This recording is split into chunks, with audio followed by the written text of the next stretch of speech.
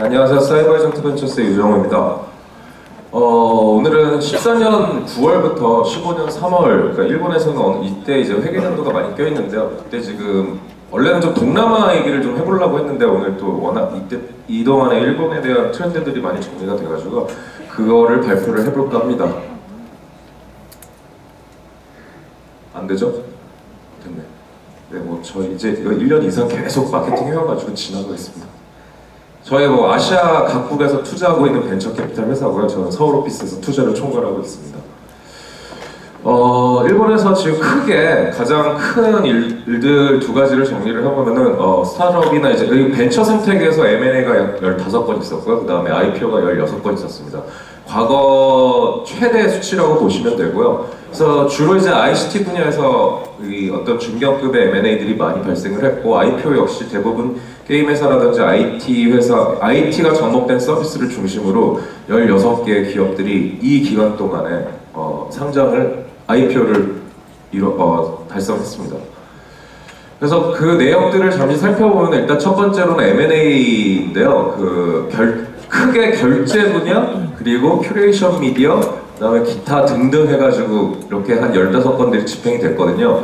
그래서 보시면 알겠지만 가장 크게 집행된 게 저게 이제 티켓 2차 판매하는 서비스인데 우리나라 돈으로 한 1,000억 원 정도 되는 돈으로 믹시에 인수가 됐고, 대충 보면 한 300억에서 200억 혹은 그러니까 언더 500 게임, 일본 같은 경우에는 과거에 게임을 제외한 기업들이 200억 이상으로 M&A가 된 적이 거의 없었는데, 이번 기간 동안에는 우리나라 돈으로 한 1,000억에서 1,000억이 넘는 그런 딜들이 많았던 게 굉장히 고무적인 현상이고, 일본에서도 이제 빅게임 200억 규칙이 지금 깨진다 이런 얘기가 나오고 있거든요. 그만큼 많은 기업들이 이제 시장에서 탄생을 하고 자금들이 많이 몰리고, 그 다음에 CVC라고 해서 이제 많은 IT 기업들이 코퍼레이트 벤처 캐피탈을 설립하는 경우가 굉장히 많아졌는데, 이러한 세 가지 현상들이 어울리면서 M&A가 활성화되는 모습을 보면서 우리나라도 지금 한 2, 3년 동안 계속 어떻게 보면은 스타트업들이 많이 생겨났었고 자금들이 몰리고 있기 때문에 유사한 현상이 나타나지 않을까라고 조심스럽게 예상을 해봅니다. 그리고 그 M&A를 주도하고 있는 사람들이 누구냐 보면 이제 DNA가 가장 많이 적극적으로 인수를 했습니다. DNA라는 회사는 일본의 게임 회사로 유명한데요. 실은 이 DNA라는 회사가 신규 사업을 굉장히 공격적으로 하는 회사로도 유명합니다. 그래서 국내에서도 비트윈에 투자를 한 바가 있고, 또 다양한 경로를 통해서 저에게도 한국의 기술 기업들에 대한 문의들이 많이 나오는데요. 현재 일본에서는 DNA라고 해서 DNA 사업을 또 DNA 사업으로 진출을 했어요. 유전자 사업이거든요. 이런 식으로 게임 회사가 약간 성장성이 있다면 굉장히 활발하게 신규 사업을 전개를 하고 있기 때문에 그만큼 M&A에 대한 안테나들도 계속 지금 펼쳐놓고 있는 상황입니다.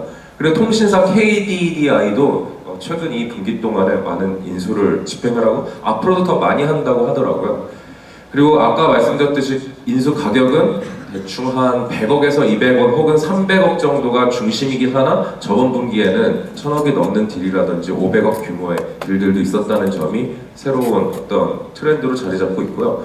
우리나라 기업인 라인이나 이런 지금 또 기업들도 쪽 이제 M&A 시장으로 진출하기 위해서 코퍼레이트 펀딩을 결성을 하고, 저희 이제 카카오가 이런 내부의 그런 내부 펀딩을 통해 가지고 M&A라든지 지분 획득을 한다 이런 발표를 했었는데요. 유사한 현상들이 일어나고 있습니다.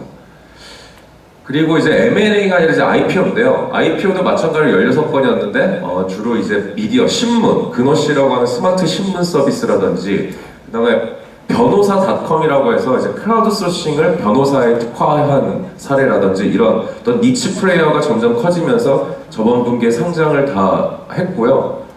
게임 마찬가지로 가장 큰 이제 총액들은 보면은 게임들이 큰데, 구미라는 회사가 시가총액이 그런데 한 9천억으로 들어갔다가 지금 4천억으로 떨어져가지고 굉장히 지금 욕을 먹고 있는 상황인데, 그리고 크라우드 소싱 분야도 이런 식으로 지금 한 2천억에서 한 1,000억 사이의 딜들이 지금 올라오고 있습니다.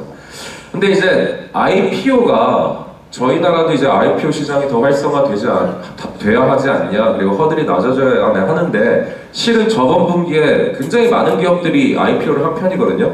근데 동시에 안 좋은 피드백도 굉장히 많이 올라오고 있어요. 예를 들어가지고 아까도 보셨듯이 구미라는 회사가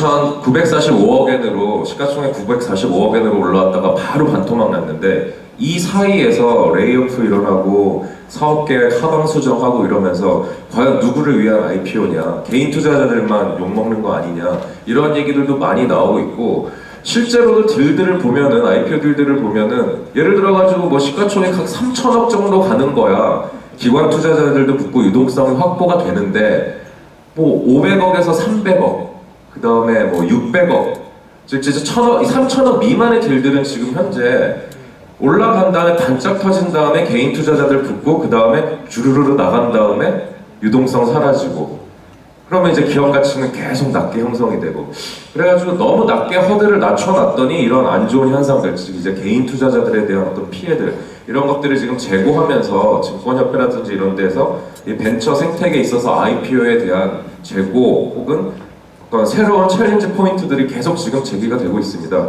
그래서 우리나라도 어떻게 보면 우리나라는 좀 보수적, 이제 옛날에 닷컴 버블을 한번 경험을 해본 사례가 있기 때문에 그래서 이런 것들을 잘 예의주시하면서 스타트업을 하시는 분들이 어떤 엑시트를 펼쳐 나가야 될지 그런 것들을 고민할 수 있는 계기가 되었으면 좋겠습니다.